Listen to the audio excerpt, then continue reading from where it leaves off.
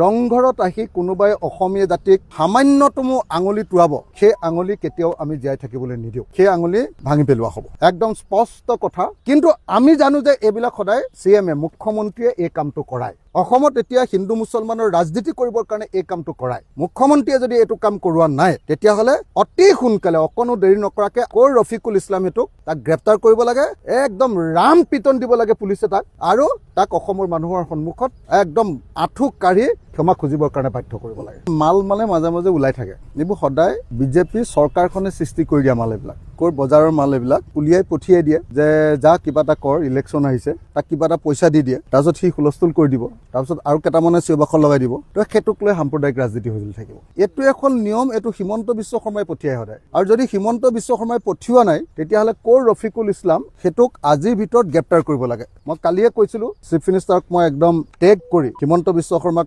ৰফিকুল ইছলাম তাক গ্ৰেপ্তাৰ কৰিবলৈ দিছিলোঁ। আজি যদি সি গ্ৰেপ্তাৰ নহয়, তেতিয়াহ'লে আমি গম পাম যে এইটো হিমন্ত বিশ্ব শৰ্মাই পঠিয়াইছিলে। হিমন্ত বিশ্ব শৰ্মাই এই কাম সদায় কৰে, যে সমাজ জীৱন অস্থিৰ কৰি ৰাখিবৰ কাৰণে কেইটামান মানুহক এনেকুৱা কথা ক'বলৈ ৰাখি দিয়ে যিবিলাকক ফাইনেন্স কৰি থাকে। গতিকে মই অতি স্পষ্ট ভাষাৰে কৈছোঁ, শিৱসাগৰৰ বিধায়ক হিচাপে কৈছোঁ, ৰংঘৰত আহি কোনোবাই অসমীয়া জাতিক সামান্যতম আঙুলি টুৱাব, সেই আঙুলি কেতিয়াও আমি জীয়াই থাকিবলৈ নিদিওঁ। সেই আঙুলি ভাঙি পেলোৱা হ'ব, একদম স্পষ্ট কথা। কোনো তাত ইফাল সিফাল নাই। কিন্তু আমি জানো যে এইবিলাক সদায় CMA মুখ্যমন্ত্ৰীয়ে এই কামটো কৰায়। অসমত এতিয়া হিন্দু মুছলমানৰ ৰাজনীতি কৰিবৰ কাৰণে এই কামটো কৰায়। মুখ্যমন্ত্ৰীয়ে যদি এইটো কাম কৰোৱা নাই, তেতিয়াহ'লে অতি সোনকালে অকণো দেৰি নকৰাকৈ ৰফিকুল ইছলাম হেতুক তাক গ্ৰেপ্তাৰ কৰিব লাগে, একদম ৰাম পিটন দিব লাগে পুলিচে তাক, আৰু তাক অসমৰ মানুহৰ সন্মুখত একদম আঁঠু কাঢ়ি ক্ষমা খুজিবৰ কাৰণে বাধ্য কৰিব লাগে।